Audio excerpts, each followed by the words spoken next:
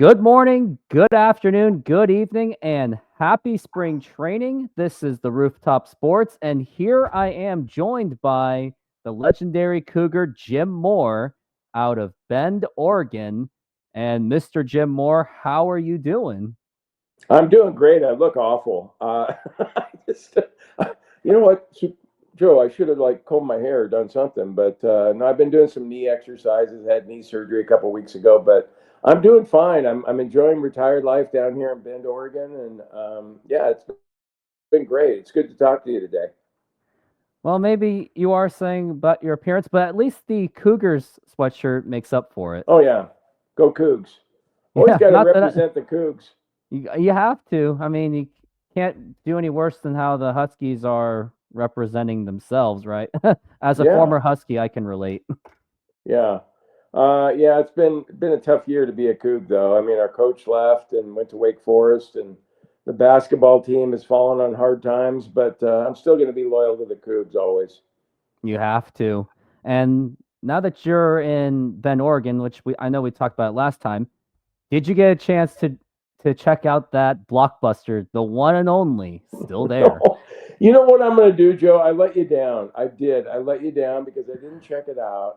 But I'm gonna, when we're done today, I'm gonna Google Map that sucker and find out where it is exactly. See if it's still operating, and I'll go down there. And you know what I'll do? I'll send you a picture of the Blockbuster video. Which what? It's the only one left. It's the one. Like, what would I do? I mean, can you? I don't even have a VCR machine. And does anyone have a VCR anymore? Or back in the days, I even had a Betamax, if you can believe that, a Sony Betamax. But I'll go down there. Or what do they have? DVDs. I mean, They'll Rooftop still Joe, you're have talking to a guy who's pretty clueless on all this stuff. But I'm they gonna have go down there DVDs, and I will send you a picture. Okay? merchandise, and yeah, let me know whenever you can. No rush, no pressure. No, I'm gonna do it for you today, though. I got nothing going on this afternoon. Fantastic. Well, until then, we've got a pretty big show today. We are going to talk about Mariners offseason reflection, and not that there's not much to talk about since the Mariners didn't really do much. There's going to be some injury updates, including Matt Brash and Troy Taylor, Edgar Martinez's coaching approach, and things to look forward to in spring training, and many more. But before we get started, I do have a huge favor to ask. Now, since 2022, I started this YouTube channel around the time when Cal Raleigh hit that huge home run, which clinched the playoff spot. And since then, that's where I started my YouTube channel. And that was, of course, at 0 subscribers. All this stuff that's in this background was not even there. It was literally just the blinds. And I had people commenting, going, wow, you got to upgrade the background. But since then, it's been an amazing journey where not only have I had the privilege to cover Mariners baseball and even talk about some Mariners history, which I do have some videos about, including the 90s Mariners, 2000s, and even up until 2022. Even had the pleasure of talking to the likes of you, Sir Jim Moore, Dave Softy Mahler, and even former Mariner Jeff Facero. So for the last nearly 3 years, it has been an absolute thrill to be a part of this Mariners community in terms of content creation. But the big ask I have, I'm trying to take my content to the next level by heading down to Arizona, which is either Scottsdale or Peoria, to cover Mariners baseball there with my friend Jay Trident Podcast, who has a YouTube channel himself. So go ahead and check him out. But the big ask I have is for you to go to the GoFundMe, which will be in the YouTube description, and donate as little as you can or as much as you can to help fund that trip, which includes plane tickets, car rental, food, Mariners tickets, and anything else that may be necessary. As we go through this whole entire thing, I will also update you the receipts that I have, including for the plane ride, car rentals, and the hotel. So that way I'm being transparent for everyone, and that way I'm not suckering anyone for money. And of course, I will do my best to get the best possible deal, so I'm not asking for too much. So do take a few seconds and go to that link and make that donation to help Rooftop Sports get to Peoria, Arizona. And even my friend Jay Trident Podcast had a message for it. What is going on, everybody? Hope you are all doing well. Hey, head over to Rooftop Sports GoFundMe. Let's go ahead and help them out. Try to get down to Peoria for some spring training baseball this year. One, to enjoy some Mariners baseball, and two, to experience some amazing Arizona weather this spring. I think I can speak for him when I say the donations, no matter how big or how small, will help him out in his quest to get down here for some spring training baseball. Take care, everybody. Have a great day. Go Mariners. And thank you, Jay Trident, for taking the time, 30 seconds to give me that video. So hopefully we will meet at around the time of March 14th through March 16th, as that's the trip I am planning for. So let's hope it makes it happen. And of course, if the trip doesn't happen for any reason and I happen to get donation money, I will refund, cancel the whole thing, and make sure that you guys get your money back. So again, I'm not scamming anybody. Now let's get into Mariners off season. So, and the best way to summarize it, in my opinion, Mariners basically replaced Justin Turner, who went to the Cubs, to get Donovan Solano.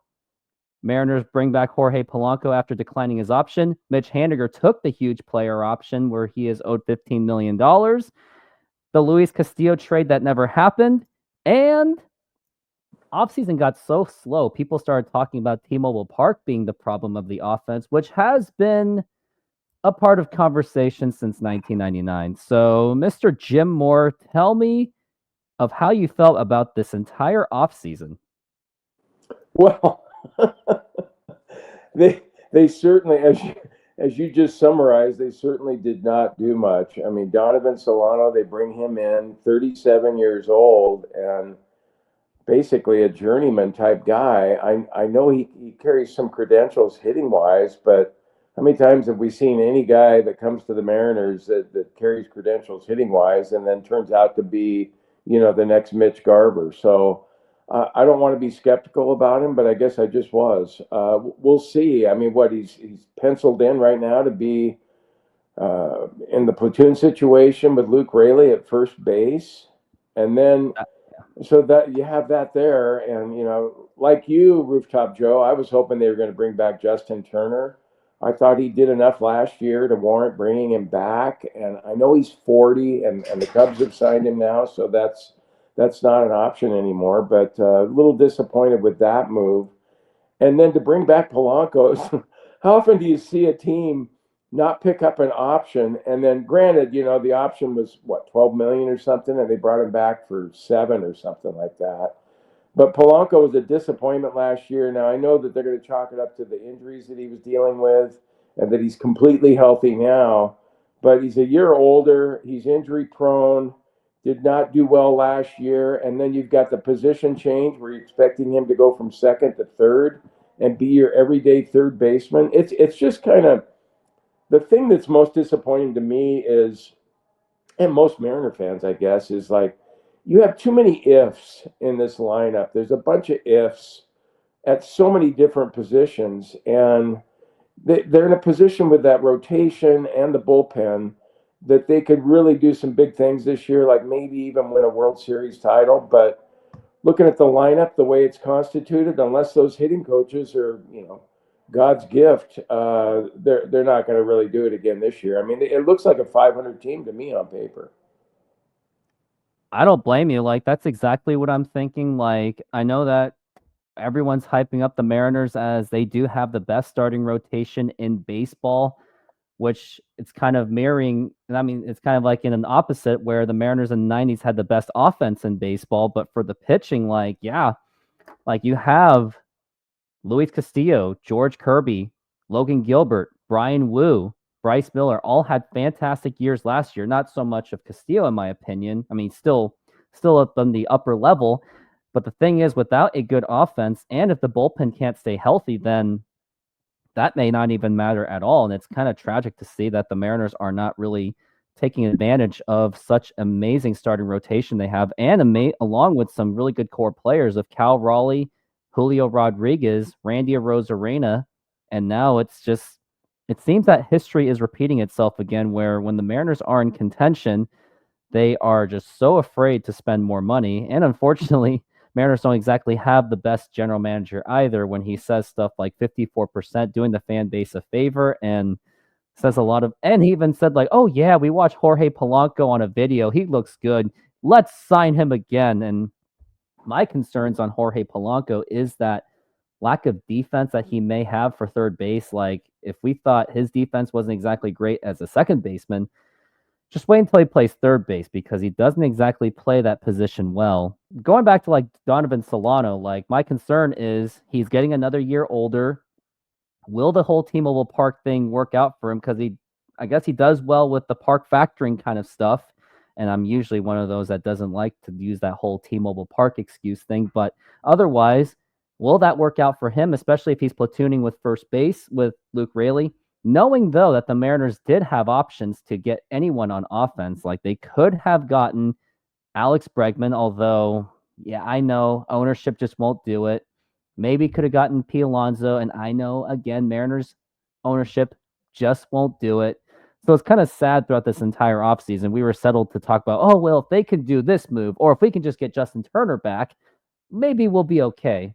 But considering that Mariners' very minuscule spending habits they have, that's what we're kind of pinned to talk about. And the Luis Castillo trade that never happened, in case anyone's not up to date on that, there was a possible proposed trade where the Mariners could have gotten Tristan Casas, a slugging first baseman, does have some injury problems though, but still could have been an upgrade, and could have gotten Masataka Yoshida, which could have been a pretty good upgrade over Mitch Haniger because Mitch Haniger is clearly not the Mitch Haniger that we remember and love anymore. So Yoshida could have been the upgrade. Granted, his defense was bad, but the Mariners didn't do it because they didn't want to spend the extra money.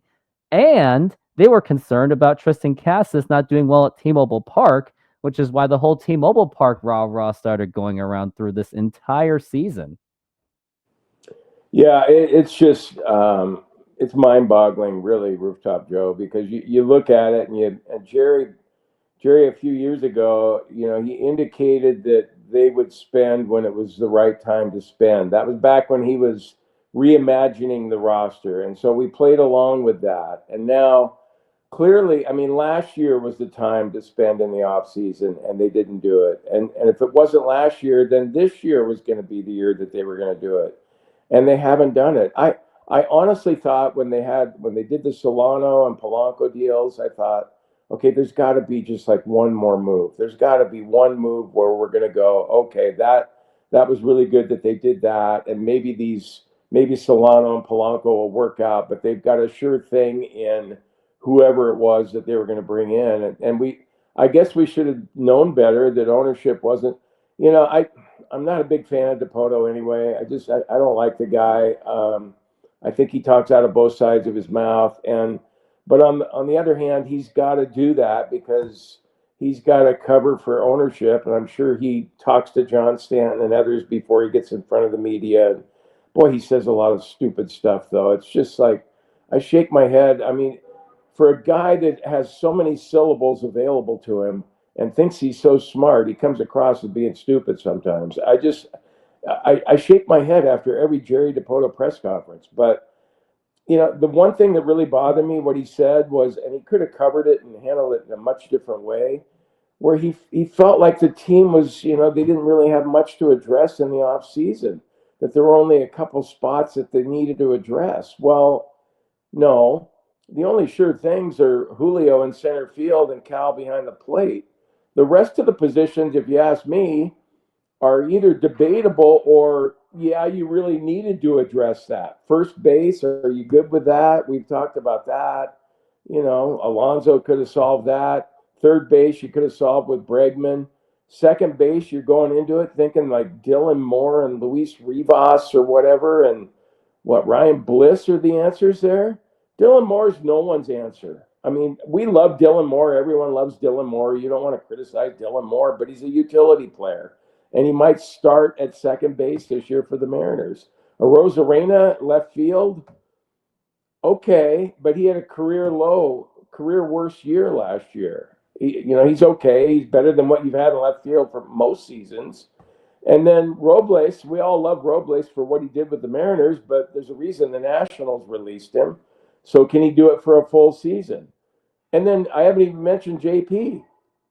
It's almost like, why are we just giving shortstop to JP anymore? Why isn't there competition there? Now I know there's probably guys coming up, and you got to just go one more year with JP, and then you got another guy coming up from the minors, the prospects that'll take over. But that's not a given that JP Crawford's going to have a good season at shortstop. So it just seemed like there were a lot of holes to fill, and for them not to do it, like you mentioned, Rooftop Joe, it's with the rotation they have, it's unconscionable what they've not done. What's more shocking, too, is the amount of abundance that the Mariners have on their farm system, and knowing how much, and that's the one thing I'll give it credit to Jerry Dipoto, is the guy can draft and at least give you good prospects to look forward to. But the problem is there are some that should be in considered trading, like maybe trading like one of the shortstops in Cole Young or like a Colt Emerson, maybe possibly trading someone like Harry Ford, since if the extension is given, Cal Raleigh is the catcher for the future. So maybe they could have leveraged any of those prospects to get any high quality Major League Baseball players. And yes, I know there's that whole, some fans out there might be like, well, we don't want to do another Heathcliff Slocum trade of 97, another Jose Cruz Jr. trade. We don't want to do anything like that. We don't want to end Boston's curse again, like, or whoever curse or whatever it is. But the thing is, at least the Mariners, since they do have a top farm system, they can easily make up for it years down the road, because Mariners keep signing these international superstars every single year. Maybe not superstars, but at least prospects every single year. So there's always going to be opportunities to rebuild down the road. It's about the fact that the Mariners have a fantastic window, the best starting pitching that this team has ever seen, a really good solid core foundation of Julio Rodriguez and Cal Raleigh. And it's tragic that the Mariners might be on the verge of wasting it. And what makes it more baffling is that the American League West Division now, unless Texas is healthy and unless Oakland pulls another money ball out of their butts again, I guess in Sacramento, and unless Houston is still the Houston Astros, I guess they still figure it out, Mariners still have a pretty favorable opportunity to win the division easily, just like they did last year when that should have been an easy division to win. And yet, Jerry Dipoto's like, yeah, I think we're just right there in the mix. But I'm thinking, if we're in that position, we're, quote, right in the mix, maybe that should be a great opportunity to really double down and get some actual talent to help this team. Because right now, this offense is not good. Like, it's not something that can be sustained. And I can show you the lineup here, right now. We got Victor Robles leading off, but like you said, Mr. Jim Moore, can he really sustain a whole season success? Julio Rodriguez, as much as he's the star, is he going to maintain consistency, because he didn't last year? Cal Raleigh can only do so much, and I would personally not even I would put Julio as a 3 guy. That's what my opinion is. Randy Arozarena, I mean, the guy caused the double play by throwing his bat, which got Julio out, which was embarrassing. You got Luke Raley, where, as much as I don't care about matchups, but he does struggle against lefties. Can he be consistent at a full-time basis? Which, by the way, he was the most consistent out of all the Mariners hitters, which is not saying much. Mitch Garver, can he rebound from his 2024 season and get over the unfortunate threats that he got throughout the Boston series? Hopefully he can get over that too, which he is working towards, I'm sure. Jorge Polanco, can he rebound from last season? Dylan Moore, does anyone really want him as a full-time second baseman? And JP Crawford, has he really deserved to be the full-time shortstop? Which, in my opinion, he hasn't. And before we get into the Matt Brash stuff, I think the only saving grace that the Mariners really have is Cole Young, which I do think he does have a great opportunity to get the opening day spot, which is why I think he will be one of the players to watch for spring training, which we'll talk about later. But that's the thing. It seems that the Mariners are just banking on the fact that everyone has bounce back years, everyone overachieves, and maybe like Cole Young and Tyler Locklear, maybe they do something, or Ryan Bliss. But the thing is, when you're in a contending window, personally, I would just not want to. I wouldn't want to go into a season where you're just banking on that. Oh, everything will work itself out. Everyone will bounce back. It was just a bad year last year. It can't be any worse. But knowing the Mariners, there are times I'm sure we said it can't get any worse than this. Oh, we've seen it get any worse. We've seen it get worse. So just a lot of question marks going into spring training and the season. And we haven't even talked about whether the bullpen can be healthy. So there's that. No, yeah, there are a lot of question marks, and that's unfortunate. As you point out, Joe, it's when you have a rotation like they have, and especially with payroll being what it is. I mean, down the road, all five of those starters. Now, Castillo's already making 24 million, so he's there already. The other four, though, it's always funny to me too when I saw these guys in arbitration and what they're making. I mean, Logan Gilbert and Kirby, these guys should be making. They're basically in the prime of their career right now, or just starting into their prime, and they're not even making $1 million. Are you kidding me? These guys, and so you have them. It's kind of like in the NFL when the Seahawks had Russell Wilson for the first 4 years, the 49ers with Brock Purdy. You're able to capitalize on that, and the Mariners are in perfect shape to capitalize on that, and they didn't do it. And you shouldn't go into it. If it was a season where they were rebuilding, you can live with the ifs and maybes. And if the offseason doesn't go that well, you go, well, okay, they weren't going to win the World Series this year anyway. Well, the Mariners potentially could win the World Series this year. And we know what it would take is a better lineup. And then for them not to really address that is just the strangest thing ever. It's kind of like, why should I even pay money to go watch them when they're not going to pay money to make the team better?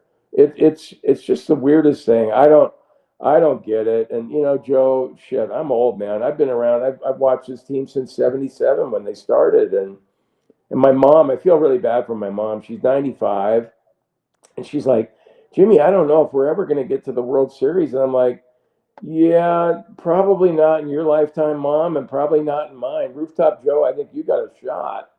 But it's just the weirdest thing, and they're banking on, like you said, back of the baseball card from 2 years ago with certain guys.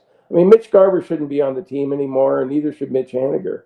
And yet, they're going to try and squeeze something out of their poor investments in those guys. It's just they don't operate like most teams, and it's unfortunate. But we all love baseball, and we're all going to be watching the games or listening to them, and hoping for the best and expecting the worst because they're the Mariners.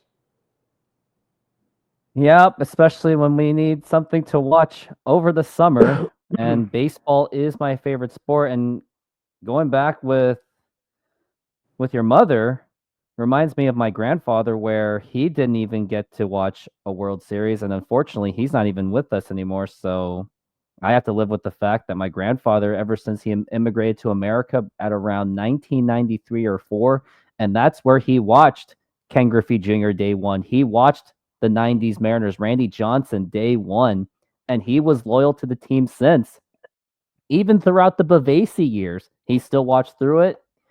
And then he even watched through the Jack Sorensic era. And then, of course, when his health started to deteriorate, that's when he didn't watch as much baseball. But he was there for all those years. And I remember used to watching the games with him. So it is crushing to know that he was not able to see the Mariners even get a chance for a World Series in this earth. So hopefully Mariners can solve that quickly, so we don't have to keep saying these kind of stories. And yeah, going back with paying for Root Sports, and the only reason why I'm willing to do it is only so I can cover Mariners games, because at least not everyone likes to watch the Mariners coverages, because a lot of people feel that it's like they say everyone wants to hear, but me, I just say it as it is, and I will criticize right on the spot. And I have shown emotion, but it's just part of the game, and it's just what it is. But hopefully Mariners can figure it out. Who knows? Maybe Cole Young pulls a 2022 Julio Rodriguez. Maybe Tyler Locklear does the same thing. Maybe someone in that Mariners farm system does step up and become an opening day starter, which would be, unfortunately, the biggest addition for this Mariners offense at this point. Or maybe Jerry DePoto will come up with a Eugenio Suarez type trade, which he did on the 11th hour of spring training. So maybe, I guess there is technically plenty of offseason left, but if we go Hey, Joe, into this, wait a yeah, minute, wait a minute. You know how many times you've said maybe in the last 2 minutes? Like about 5 or 6. And I'm not making fun of you because it shouldn't be at the maybe point in the Mariners, season. We shouldn't have so many maybes. That's the thing. There shouldn't be all these maybes. And usually when you have maybes, one or two might work out, but there's 4 or 5 that won't. Like, Mitch Garver, is he going to be better? Maybe, but maybe not. I mean, with the Mariners, it's always more maybe not than maybe. So anyway, sorry to interrupt no, you, Joe. It's your no, you had show, to. man. Hey, this It's is the show where people, if anyone wants to say what they feel, do it. If you want to do it in the comments, go for it. If you want to say that I'm wrong, go for it. If you want to agree with me, go for it. I don't block anybody for it anyway. Like if they want to well, say, with the Mariners, you get sick of if and maybe. I mean, it's just if and maybe every single year, and so it's I got just one. it's What if it's laughable, huh? what if the Mariners spent money after 95? What Yeah. if they made that trade in 2002 to 2003? What if the Mariners at least gave a qualifying offer to Teoscar Hernandez? I know, Well, hey but Joe, maybe it'll think work about out. well, Joe, think about it for a second. Like you and I aren't rich, so I don't know what rich people think like, and they probably think a lot differently than I do. But when I look at John Stanton and the ownership group, I'm thinking to myself, okay, I have a lot of money, right? If I'm them, I'm thinking, God, I have a lot of money. I've done really well, and you know what? I'm going to spend some money on this team this year because I know that down the road, my investment in a Major League Baseball team is going to go up, up, up, up, up every year. And when we sell the team, I'm going to make a lot more money than when we bought the team. I'm also thinking, hey, if I invest in this team and I spend more money on the players, I do this and that, and we're more successful, more people are going to come to the ballpark. I'm going to make more money in the playoffs. And on top of that, I might bring a World Series to Seattle for the first time. I'll be the first ownership group to be known as the group that did it and brought it to Seattle for the first time. And okay, maybe I'm going to not make as many millions this year because I spent more on getting Alonso at first and Bregman at third, but it'll be worth it to me in the long run for the legendary status I will have in the city of Seattle where I grew up. I don't see how that wouldn't be appealing, more appealing than, I'm going to cut some corners by, just bringing in Donovan Solano and Jorge Polanco, and then I'll save a few more pennies by cutting some people there at Root Sports. I don't get any of it. I don't. There's no way you can possibly understand what they're thinking.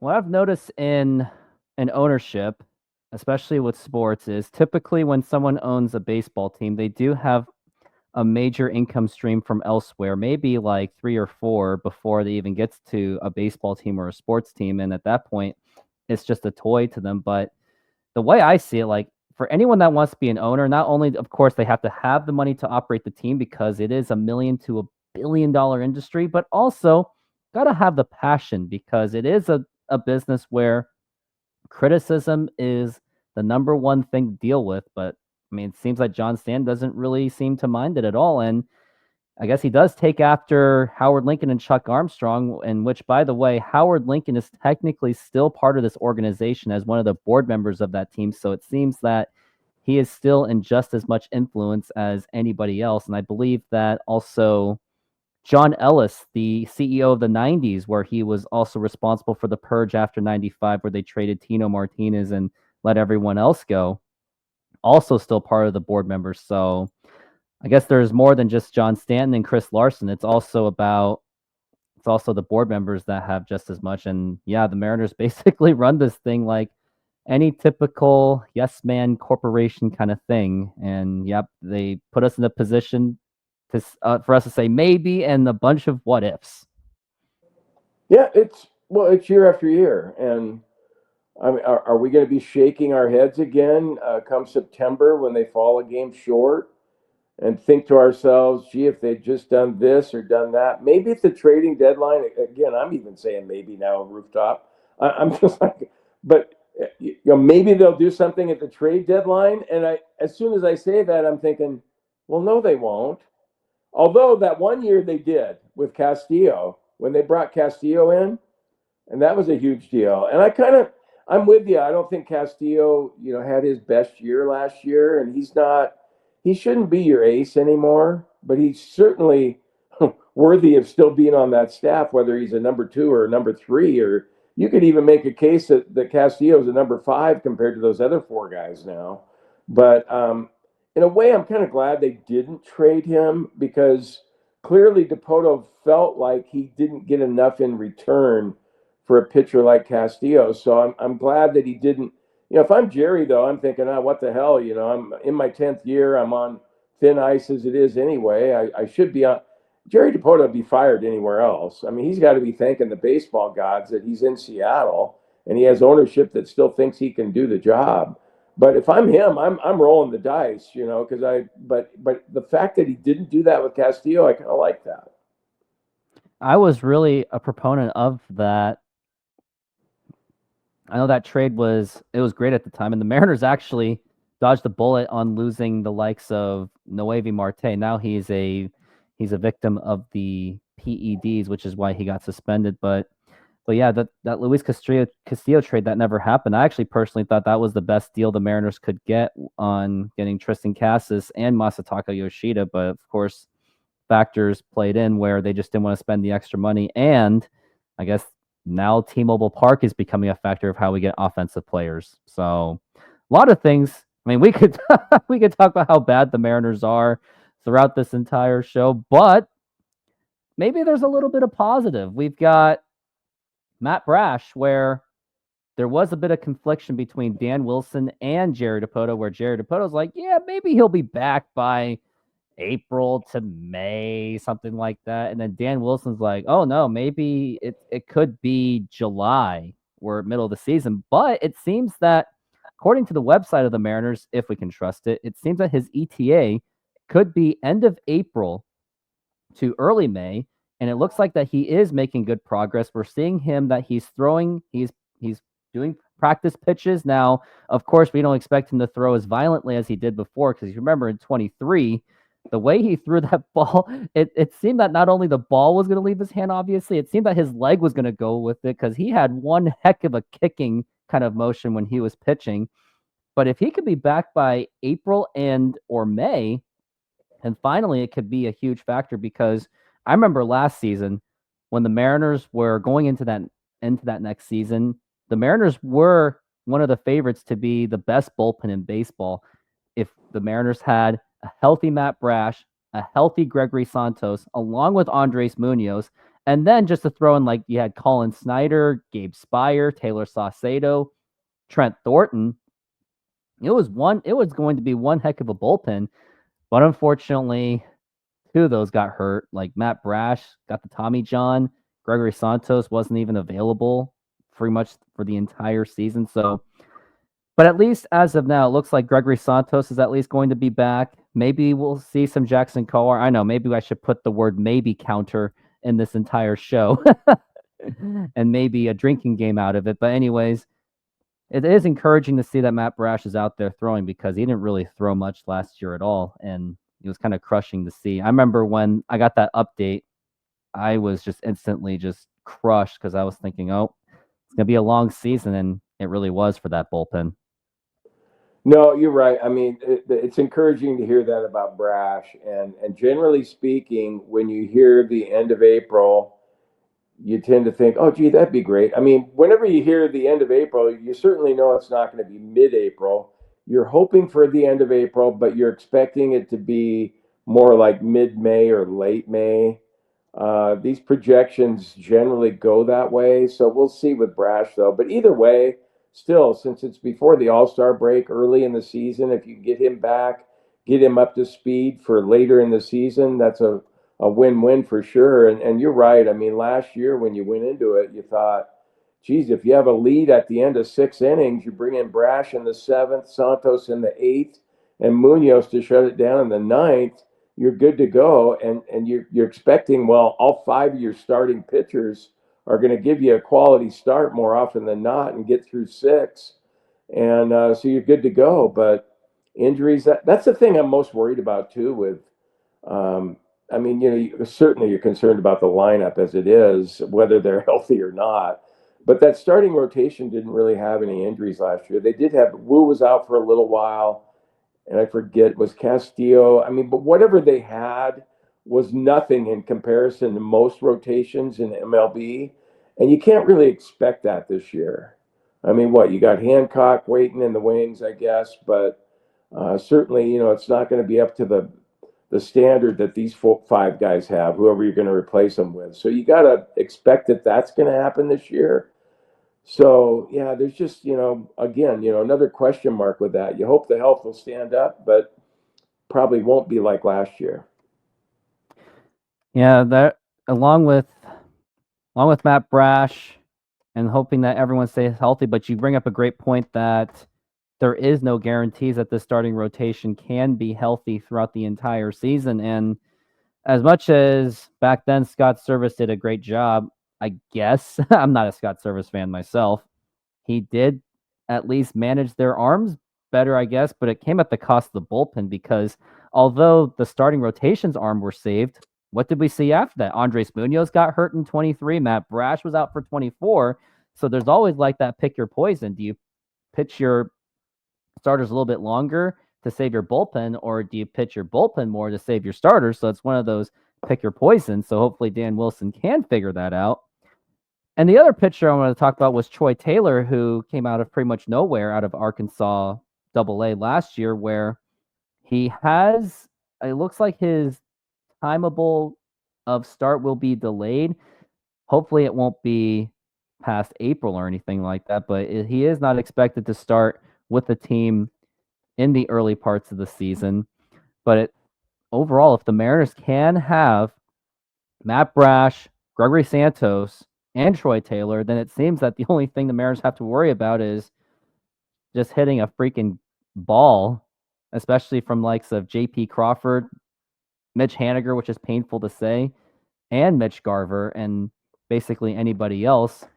But again, we're counting on a full of bounce backs, which can't really guarantee at all, which is why we're going to get into Edgar Martinez and this whole. I did see a picture where Dom Canzone was holding a cricket paddle, and it looks like the Mariners offensive coaches, hitting coaches of Kevin Seitzer and Edgar Martinez are trying a different approach how to teach these players how to swing a baseball bat properly. And knowing that Edgar Martinez was part of this team last year, which did arguably help the offense a bit more going into late August and September, which unfortunately it was too little too late at that point.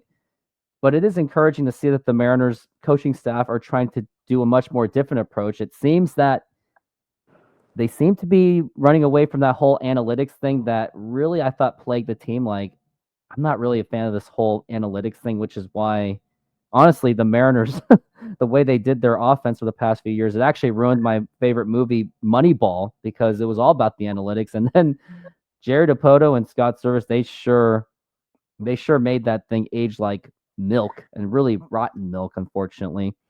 But that's the saving grace that the Mariners also have is Edgar Martinez and Kevin Seitzer as the coaches. And I know we talked about before the season, but if they can coach this team to at least a mid-tier offense, which Edgar Martinez kind of did at the end of the season, I think they should be in contention for hitting coach of the year. And you would like to say that they've got to at least bring this team to at least a top 15 offense with guys like Edgar, who knows his hitting mechanics, and Kevin Seitzer, who has World Series experience, at least with the Atlanta Braves. Yeah, I think that's what you're banking on. And I told you before we got started, I heard Kevin Seitzer on this morning on KJR, and I was impressed with what he had to say. I like that they're they're not so much into launch angle and exit velocity. They're trying, to hit to all fields and drive the ball and not just be so concerned with home runs. I think, hopefully he'll have it sounded like he's going to have a different two-strike approach for the hitters. And I'm just, I'm old school because I'm old. I mean, I like seeing the ball in play, and I think most people do.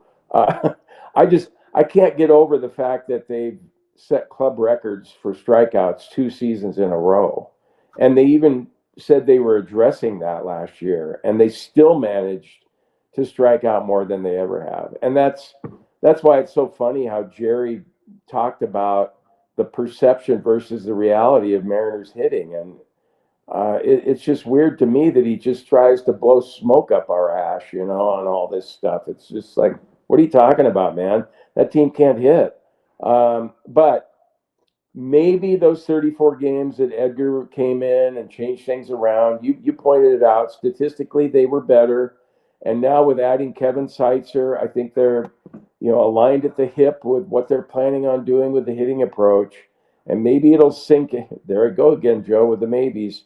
It'll sink in with these players, and we'll see a major difference in what they're going to do at the plate. I'm skeptical. I think you can only do so much with the talent on hand. I mean, is Dylan Moore going to turn into a superstar after being a utility player?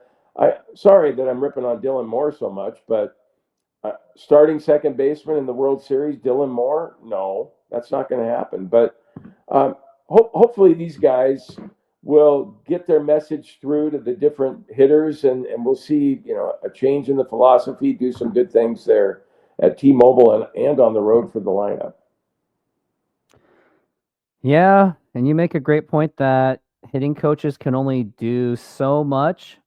But at least what I remember from last season was one of the things that really stood out was ever since Edgar Martinez got hired back to be the hitting coach, we did see a lot of small ball. We saw Victor Robles just dropping a random bunt along with Luke Raley, which I think both of them would be fantastic for that, which is why maybe I said it again. Now we have to make a maybe swear jar at this point. But yeah, it was good to see some more small ball because before that it was just they were just trying to hit the crap out of the ball. Like as for someone that covered the Mariners for 62 games in 2024 and about 40 for 2023, when I saw Julio Rodriguez swinging that bat, he looked like he just wanted to just kill that ball every time. And hypothetically, there'd be a guy at third, and I was like, Julio, just get the guy home. You don't have to hit a freaking bomb. Just get the guy home, especially when the game's tied or if they just have to get something going. But hopefully Edgar can teach these guys on how to be much more disciplined because, like you said, it was pretty embarrassing that the Mariners got rid of Eugenio Suarez and Teoscar Hernandez as using the strikeouts as a cop-out excuse, and yet they did even worse with strikeouts. It's almost like they should have just kept what they had because at least Suarez and Teoscar, at least they made up for it by hitting a home run, extra base hits, and RBIs. And at least Teoscar, he still batted 260 despite how, quote, bad he felt he was and how much he said he didn't like T-Mobile Park. And I'm actually one of those minorities that says T-Mobile Park should not be the reason why the Mariners can't hit. Like, if you can't hit, you can't hit. Like, reminds me, 2001, they figured it out. Nelson Cruz and Robinson Cano, they had some of their best years with the Mariners, and T-Mobile Park didn't certainly ruin their careers. And we've seen players that have done well with T-Mobile Park. Brett Boone, Mike Cameron, even 2000 Alex Rodriguez. Edgar Martinez had his best season when he was at T-Mobile Park / Safeco Field in 2000. No, the guy I work with, pucksports.com, Jason Puckett, I mean, he mentions that too. It's not, it's just that the hitters are shitty. They're just not that good. And so if you take hitters that aren't that good and you put them in T-Mobile, they're probably going to be even worse than they are overall. And when you take a good hitter, look at Mike Trout. And granted, I know, everybody'd like to have 9 Mike Trouts. Mike Trout has just, he's just tormented the Mariners at T-Mobile. And he can hit at T-Mobile. When you can hit, you can hit. And it doesn't matter what the field dimensions are. I heard that Kevin Martinez, the president of operations over there, that he mentioned yesterday to Softy something about, they're thinking about tinkering with the park. Maybe they're going to, they moved the fences in at one point. I can't remember what year it was, but maybe they're going to do something. 2013. They're going to do something like that again. Who knows what they're going to do? But I don't know. I just think they should leave the ballpark as is and take advantage of your strength, and that's the pitching. Yeah, exactly. Because whatever they would do to fix the offense is going to come at a substantial cost of the pitching, because their splits had a pretty big disparity. Like when the Mariners are at home, of course, their pitching was nearly unstoppable, and it was to the point that watching the pitching was more entertaining than the hitting. But then when it was on the road, it was basically open game, and the offense, when they were on the road, it really wasn't that much better. They were still a bottom 20 in offense, even on the road. So Yeah, this but whole Jerry T-Mobile wants to Park tell us thing, otherwise on that. he always does. Yeah. It's the always got to trust in that Jerry DePoto. 54% and doing us all a favor. Yep. No, I know. Well, here we are, though. We're going to be sucked in again, and every year at spring training, you sit there and you think, okay, yeah, well, they could maybe do it this year. Who knows? And so we're all going to be on board. I know, Rooftop Joe, you're going to be front and center with all this. And I mean, there's 162 games. I probably watch 140 of them. I just, I look forward to watching every single Mariner game. I do. Yeah, it's the beauty of baseball. It's just Mariners just need to be a better team. But now we're going to move on to the spring training part of the what's to look forward to. But let's take a 25-second break and a message by SeatGeek. SeatGeek is a mobile ticketing app for sporting events, concerts, and other events. They make the buying experience easier by the app ranking each ticket from 0 to 10 to see if you are getting a good deal, and you can see exactly where you are sitting. I regularly use that app, and I have had nothing but a fantastic experience with SeatGeek. Use my promo code RooftopSports to get $20 off of your first purchase. Link to the code, app, and website will be in the description, so take advantage, and thank you. That incident when I basically fell on my butt, that was in the 7th inning stretch at an Aqua Sox game, where I have no idea how that even happened, but I was like, hey, I got to put that in the ad. It's funny. That was funny. I like Yeah. that, Rooftop. Yeah, thanks. And yeah, and with spring training coming up, take advantage of it. Use Rooftop Sports promo code on the SeatGeek app to get your $20 off for those tickets, so that you can save $20 to get food and concession, or save $20 on the rental or car rental, hotel. I don't know. $20 is $20. So take advantage of it. Use the code. Get down to Peoria, Scottsdale, or wherever you're going, or any Mariners game. Now spring training is here. And I just want to start out that what I'm most looking forward to is watching Cole Young, Lazaro Montez, and Colt Emerson, who were the non-roster invitees, and Harry Ford, because Harry Ford and Cole Young could at least be the ones that maybe they'll get a call up for 2025. Not expected for opener, but maybe sometime in the middle of the season. And thinking that Cole Young might have a shot to get opening day rosters, because I would say second base is pretty wide open. Like, all it's got is what? Dylan Moore and Ryan Bliss. And as much as I like the potential of Ryan Bliss, I would still rather trust Cole Young, and that's if Cole Young gets it right. So that's what I'm looking forward to, and looking forward to see how Mitch Garver and Mitch Haniger do in their spring trainings. And yes, even if they do well in spring training, it doesn't guarantee that they'll do well in baseball. It's just about how they are swinging. So those are going to be the top things I'm looking forward to for spring training, other than a possibility of me getting down there to Peoria or Scottsdale. Well, I hope that happens for you, and I hope people do donate there, because I think it'd be great if you got down there, especially, to cover the team and provide your listeners and viewers, some of the best coverage. I mean, that'd be cool, Rooftop Joe. I hope it happens. For me, I always have I love spring training. I used to, when I worked at the Post Intelligencer back in the day, I would go down every year for a week and cover the team. And I really enjoyed going early when the pitchers and catchers reported. And the thing I try and remember, though, and I have to remind myself, but I always forget about it, and I will this year too.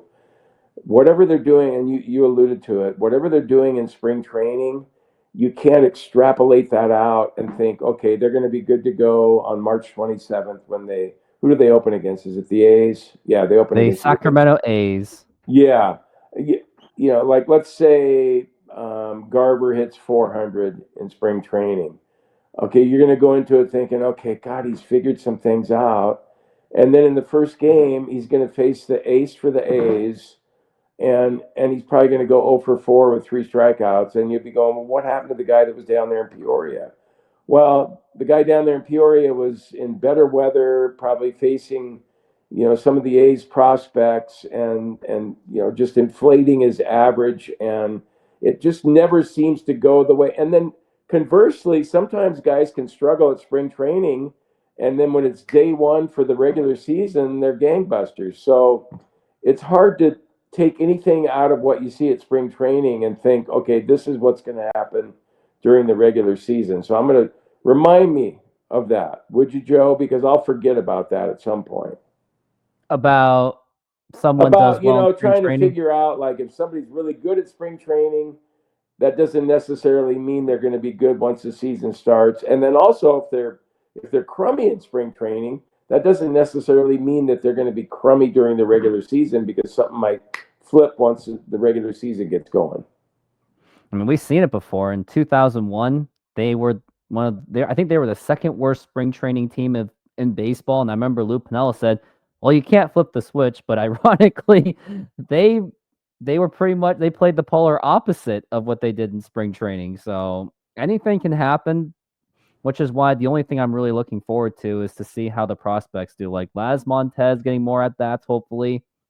Cole Young, Colt Emerson, and Harry Ford, hopefully that they'll get more reps, and hopefully Cole Young and Harry Ford will make some kind of contributions for 2025, because it is desperately needed. Because it seems that the only thing that the Mariners really have for their offense of improvement is any of the prospects that could step up. But as of now, it seems Cole Young and Harry Ford are the only ones that may be the only ones to look forward to for 25. And the other thing we have to also factor is, can they actually perform at a major league level? Because we've already seen it. We've already seen high-level prospects, hyped prospects like Kyle Lewis. Unfortunately, injuries took his career away. Then we had Evan White. Not only did his injuries get took away his career, but also he just wasn't that good anymore. And then Jared Kelenic, he was my favorite prospect going into 2019, and he hasn't really turned up much either. And even Kevin Seitzer couldn't even save his career in Atlanta. So anything can happen. But at the same time, as much as that could happen, hopefully Cole Young and Harry Ford pulls the 22 Julio Rodriguez, because if that happens and the Mariners have, let's say, both those players contributing, then they could be a playoff team. I mean, you got to at least get a wild card if the Mariners does at least a top 15 offense. And some say if the Mariners have a top 15 offense or even top 10, they could even win 100 games easily. Who's saying that, Joe? I'm saying that. That's how I feel. Okay. I guess there's Rooftop Sports, and then there's this other part of Joe, and then there's that, and then there's Vader. We're all saying it. I'm not hearing anybody say 100 games that they're going to win this year, but I'm happy to hear you say that, Joe. No, it's the thing is, too, and I think everybody who follows the Mariners, I think we all know that if they were to get into the playoffs, that with that rotation, that they're going to be able to do some damage. And so that's the biggest hope. And I hope you're right with the 100 games that you think they're going to win, or that you hope that they're going to win. But I still think that they look more like a 500 team with what they have on paper.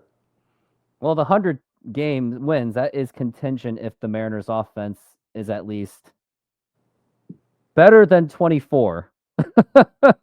And much better than 24. We're talking top 15, top 10. Now, if they do the same thing as last year, then, oh, yeah, expect an 85 to regression, or maybe even below 81 wins, because we've seen it before. Mariners had the best offense before, but because they had zero pitching back in the 90s, they didn't even crack 80 wins or 81. Yeah, well, I mean, this team has the potential to, have a 75 win season too, unfortunately, especially if they have injuries to that rotation. If Brash doesn't come back, I mean, the bullpen, we'll see how they hold up, but um, it, maybe, hopefully they'll play like they did in the last 34 games last year. I'm skeptical about Dan Wilson, to be honest with you. I don't know. They just kind of threw him in there. I thought he should have been an interim manager, and I thought they should have, looked at a bigger field of candidates in the off season. But here it is. We're going back to the old days with Dan and Edgar. We always live in the past with the Mariners, and now we'll see if those guys that were good players for the Mariners can be good, manager and hitting coach too.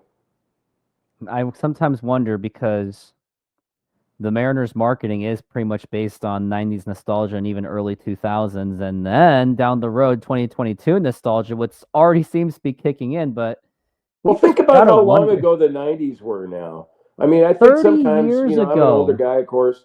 Sometimes I think of the 90s and I feel like it was yesterday. Well, no. It was 30 some years ago now. And they still trot that stuff out. I mean, I think people are sick of bobbleheads and nostalgia with the Mariners. I think people are just fed up with it. I hope Yeah, people don't show up as much as they used to this year, especially if the team gets off to a bad start. I don't want to be, raining on the parade here, but what the hell? That's kind of my deal. It's just fans need to make a statement at some point that they're not happy with what's going on. And the only way you can do that is by not showing up. Well, unfortunately, I'm the one that's going to be dropping the $100 a month on the Root Sports package, unfortunately, just for YouTube purposes, but I'm only doing it so the rest of the fans don't have to.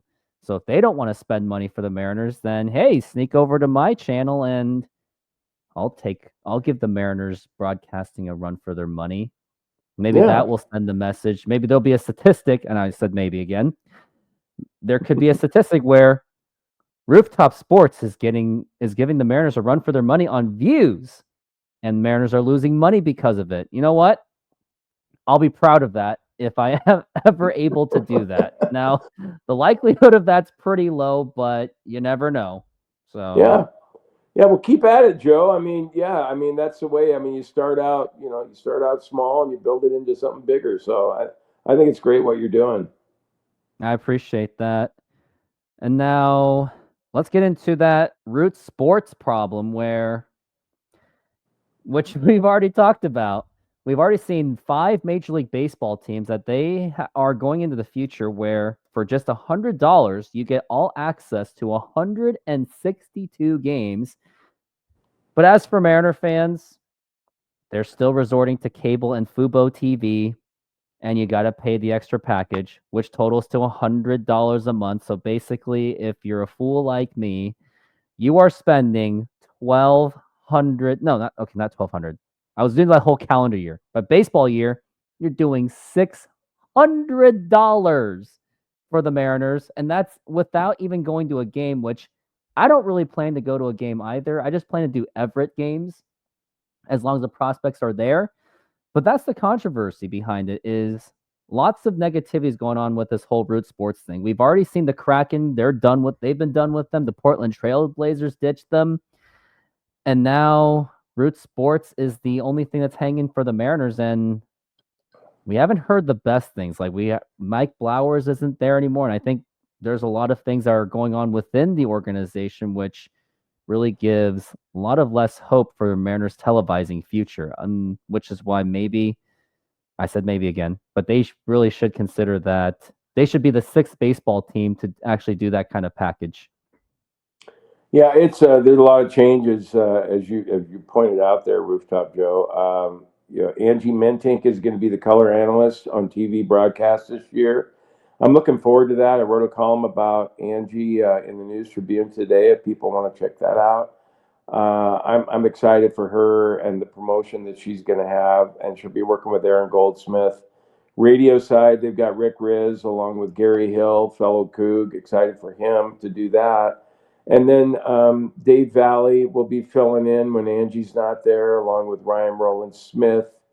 And Jay Buhner is going to be back on the broadcast. But then, I think they've had some cost-cutting moves. Brad Adam will be back, too. He'll be doing road games. He'll be traveling quite a bit. And Jen Mueller will be back doing the Gatorade interviews and everything. So, I mean, some of the things that we've been accustomed to seeing will be back, but they just, it's typical of the Mariners. They're just, cost-cutting moves with what they're doing to save a few pennies here and there. And it's going to be a little bit different because MLB is handling some of the broadcast aspects this year. And but the pre and post game shows will be shorter. So I don't know. As far as bang for your buck, what you're getting will be a little different than years past. I still think it'll be good, but maybe not as good as it's been in the past. Not at all, especially where TV was a lot different back then, where 20 to 30 years ago, we had the legendary Dave Niehaus, and we also had Rick Riz in his prime, and I was actually a Rick Riz guy, and I absolutely miss watching Rick Riz Mariners baseball. That's like when it was like the 7th to 9th inning, he really kept your energy up no matter the timing of what it was, especially when it was like those close 3-2 games. You felt that it was a playoff atmosphere. Same thing with Dave Niehaus. You felt that it was a playoff atmosphere just listening to him. And then we also, and to top it off, we had Dave Henderson, Ron Fairley with his, I guess, his funny ways of explaining things, where he explained everything where it was like, yeah, we know, but the way he said it was funny. So it's sad where the broadcasting is at these days, where now it's getting to the point that they're just, now that they're cutting costs. And we also lost Dave Sims to the Yankees because maybe he saw the writing on the wall with Root Sports as well, and just happened to see a huge opportunity in New York. So congratulations to Dave Sims for taking a huge opportunity to be in that New York market. Oh yeah, I think Dave's going to be great back there, and regardless of how he felt about Root Sports or the flagship radio station, I think Dave would have taken that job anyway. I think that's a dream job for him, and I think he's in his early 70s. So I mean, good for him for taking that job. The other person I didn't mention that they didn't bring back. Well, you mentioned that Mike Blowers isn't coming back, and that's kind of a mysterious thing as what the reason might be, whether it's health reasons or something else where they just didn't want to bring him back. And the one I'm going to miss the most on the broadcast is Bill Kruger, because I felt like the lanky lefty. I felt like he actually told us what he was seeing out there, just like what we all see as fans. And he was the most candid of the bunch and didn't sugarcoat things or shill for the organization like they have to do there at Root Sports. And ironically, that's probably the reason that they didn't bring him back. But we don't know about that either. But Kruger's going to be missed on those broadcasts. I know that. Yep, he was always known as the crafty left-hander. Yeah, I think when you're a lefty, you're always crafty. Apparently, when you're a righty, you're not crafty. But it always seems like it's a left-hander that's crafty. Not sure Seems why to that be is. that way. Rooftop. Who knows? Yeah. Maybe it's Jamie Moyer, because he was definitely a crafty left-handed pitcher. Yeah. He was also crusty. Crusty and crafty. Crusty, yeah. Jamie Yeah, Jamie was not really that much fun to interview after games. I'll tell you that. He was a weird guy, I thought. But anyway. Well, yeah, for sure. and now the last part of the show, which is going to be bold predictions for 2025. And I initially had an idea of what it was going to be, but then throughout this whole conversation of Mariners ownership, Mariners doing this, Mariners bad, maybe. But my bold prediction is going to be, it's going to be around trade deadline or just before trade deadline. It's going to be around July. Mariners are probably going to be dangling with the division, and media is going to say, hey, Mariners should make a trade. Then the Mariners are going to make it clear that they don't make a trade. Then you're going to have someone like Cal Raleigh, George Kirby. Either one of those two are going to snap at the organization and finally say that they've had enough. And one of them, if not both of them, I'm going to say one of them to be on the safe side, but I think one of them is going to demand a trade. sometime around the 2025 season and going into the 2026 offseason, and could see one of them being traded by deadline or something. I just think that there's something that's going to happen where one of those guys are going to be let go soon by trade. So that is my bold prediction, because someone's going to snap. And we've seen it before. 2003, the trade deadline, that didn't happen when the Mariners basically allowed Aaron Boone to go to the Yankees. Jeff Nelson, he snapped at the organization saying that they need to make moves. He was frustrated. And next thing you know, he gets traded to the Yankees. So that is the bold prediction of 25, is someone snaps. Well, no, I think you're onto something there, especially with Raleigh. I think Cal is he's made comments in the past before, and I was talking to Puckett the other day about it, and I was thinking to myself, if I was down there, if I was interviewing players, I would want to be asking them, hey, what'd you think about what the team did in the off season? And I know that they have to be politically correct with their answers, but they can't be happy in that clubhouse. I mean, we're just fans, and we look at it and go, God, that offseason sucked. How about if you're one of the players? Like, God, these guys don't really believe in us enough to do some major moves in the offseason. Why should we want to continue to play here? So, yeah, I think you might get some disgruntled players at some point, especially if they're right around 500, 80 games into the season, and here we go again.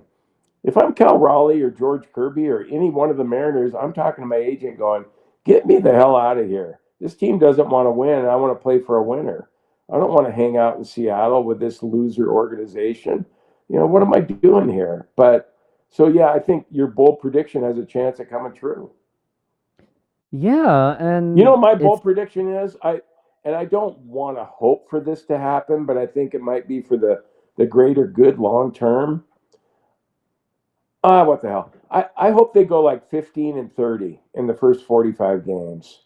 Just 15-30. They just are terrible. They're awful. And John Stanton finally talks to the other guys and goes, you know what? We got to do something. And they fire Jerry DiPoto. They got to fire Jerry DiPoto before they're going to go anywhere with this team. And that needs to happen. And if it means in the short term that the Mariners are going to suck more than they should, then fine. Give me 15-30 and Jerry to get his walking papers, and let's go from there and see what happens.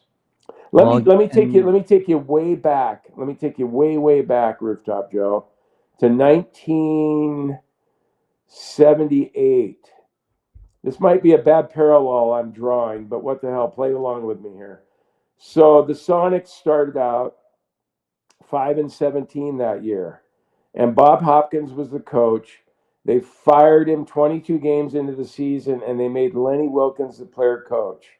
The rest of the year, they took off, and they made it all the way to the NBA Finals, and they lost to the Washington Bullets, and they beat the Bullets the next year. How about that? Like, if the Mariners went 15-30, they got rid of Jerry, and they took off like the Sonics in 1979 and went all the way to the World Series. Lose to the Dodgers, but I think at this point, if the Mariners ever make it to the World Series, that'll be good enough for now. And if they win the World Series, we can talk about that later. But just making it to the World Series would be the best thing for all involved. So, yeah, let's get Jerry the hell out of here. 15-30 to start the season. That's my bold prediction. Let's go. Jerry DiPoto, walking papers. Mariners will be gangbusters after that. Make sure Justin Hollander goes with him, because he's basically his mini-me. No, I know. I don't mind Justin Hollander though. I wouldn't even mind seeing Justin Hollander be the president of the team and see what he could do under his leadership. But yeah, he's Jerry's puppet for sure.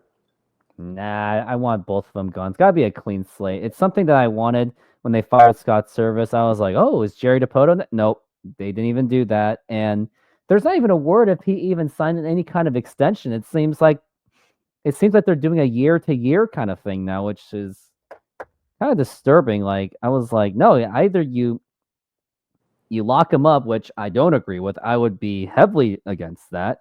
Or just get him out of here and get someone else that's different, that will actually change the culture of the team because Jerry has not done that. Like he kind of allowed a fight to happen between, I think it was like D Gordon and Gene Segura. They got into a fight in the 2018 season.